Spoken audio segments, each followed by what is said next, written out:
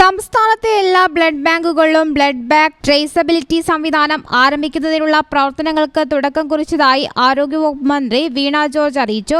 ദേശീയ സന്നദ്ധ രക്തദാന ദിനാചരണം സംസ്ഥാനതല ഉദ്ഘാടനം ഓൺലൈനായി നിർവഹിച്ച് സംസാരിക്കുകയായിരുന്നു മന്ത്രി. സുരക്ഷിതമായ രക്തം ഉറപ്പുവരുത്തുക എന്നതാണ് പദ്ധതിയിലൂടെ ലക്ഷ്യമിടുന്നത്. ആരോഗ്യ പ്രവർത്തകർ അല്ലെങ്കിൽ ആരോഗ്യ ശാസ്ത്രീയമായി ആരോഗ്യ വകുപ്പ് രൂപീകരിച്ചിരിക്കുന്ന മാനദണ്ഡങ്ങളുടെ അടിസ്ഥാനത്തിൽ 3 മാസത്തിൽ ഒരിക്കൽ ഒരാൾക്ക് രക്തം ദാനം ചെയ്യാനായിട്ട് കഴിയും.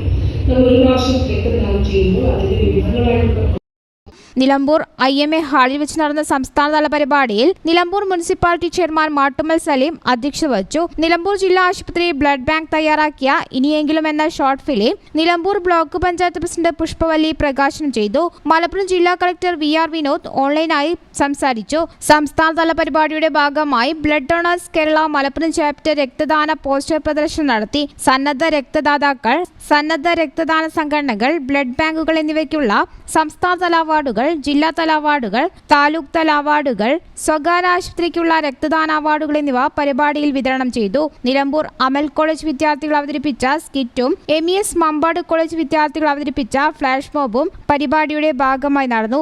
സംസ്ഥാനത്തിന്റെ വിവിധ ഭാഗങ്ങളിൽ നിന്നുള്ള സന്നദ്ധ സംഘടനകൾ, ബ്ലഡ് ബാങ്ക് ജീവനക്കാർ, ആരോഗ്യ പ്രവർത്തകർ, മറ്റു വളണ്ടിയർമാർ, ജനപ്രതിനിധികൾ എന്നിവർ പരിപാടിയിൽ പങ്കെടുത്തു. News bureau, Malappuram. Calicut road, Valanchery main road.